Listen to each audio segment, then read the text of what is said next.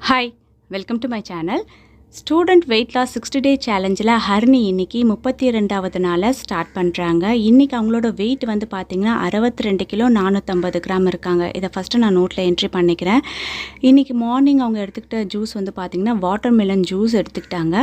ஒரு 11 மணி அளவில் நல்லா சில்லுன்னு ஒரு டம்ளர் மோர் எடுத்துக்கிட்டாங்க. இன்றைக்கி மதியம் லஞ்சுக்கு வந்து பார்த்திங்கன்னா நான் சிக்கன் பண்ணியிருந்தேன், அதுக்கப்புறம் தர்பூசணி கூட்டு பண்ணியிருந்தேன். ஹரிணி வந்து எப்போவுமே நான்வெஜ் அவாய்ட் பண்ணுறதுல குறிக்கோளாக இருப்பாங்க. அதனால் இன்றைக்கி எனக்கு சிக்கன் வேண்டாமா அப்படின்னு சொல்லிட்டு தர்பூசணி பழம் கூட்டு வச்சு சாதத்தோடு பிணைஞ்சு சாப்பிட்டுட்டாங்க. ஈவினிங் வந்து பார்த்திங்கன்னா பசங்களுக்காக பட்டாணி மசாலா பண்ணியிருந்தேன். ஈவினிங் அது ஒரு கிண்ணம் இருக்க அளவுக்கு பட்டாணி மசாலா எடுத்துக்கிட்டாங்க. ஒரு 6:30 மணி டைமில் வந்து பார்த்திங்கன்னா தோசையும் தர்பூசணி கூட்டும் இருந்தது, அது ரெண்டுத்தையுமே எடுத்துக்கிட்டாங்க. நைட்டு ஒரு 8:30 மணி வாக்கில் ஜீரக தண்ணி குடித்து இன்றைக்கி அவங்களோட வெயிட் லாஸை கம்ப்ளீட் பண்ணியிருக்காங்க.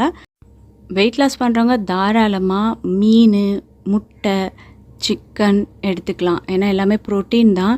ஹரிணி அவாய்ட் பண்ணுறாங்க அப்படின்னா அவங்களுக்கு பிடிக்காமல் சாப்பிடக்கூடாது அப்படின்றதுக்காக தான். இன்றைக்கி வந்து கூட்டு பண்ணலை அப்படின்னா கண்டிப்பாக நான் சிக்கன் வந்து கொடுத்துருப்பேன். இன்றைக்கி தர்பூசணி பழம் கூட்டு பண்ணதுனால சரி அதுவும் நீர்க்காய் தான் உடம்புக்கு நல்லது அப்படின்னு சொல்லிட்டு விட்டுட்டேன். உங்கள் வீட்டில் இருக்க குழந்தைங்க நார்மலாக சிக்கன் சாப்பிட்றவங்களாக இருந்தால் பொரிச்சு கொடுக்காம கிரேவியாக அது மாதிரி பண்ணி கொடுங்க. சிக்கன் உடம்புக்கு நல்லது. அதே மாதிரி பன்னீரும் ப்ரோட்டீன் அதிகம். மீன் தாராளமாக கொடுங்க. குழந்தைங்க பெரும்பாலும் குழம்புல இருக்க மீன் சாப்பிட மாட்டாங்க அப்படின்னா நீங்கள் பரவாயில்ல, ஒரு நாள் 2 நாள் நம்ம பொரிச்சு கொடுக்கறதுனால ஒன்றும் பிரச்சனை இல்லை. மீன் வறுத்தே கொடுங்க.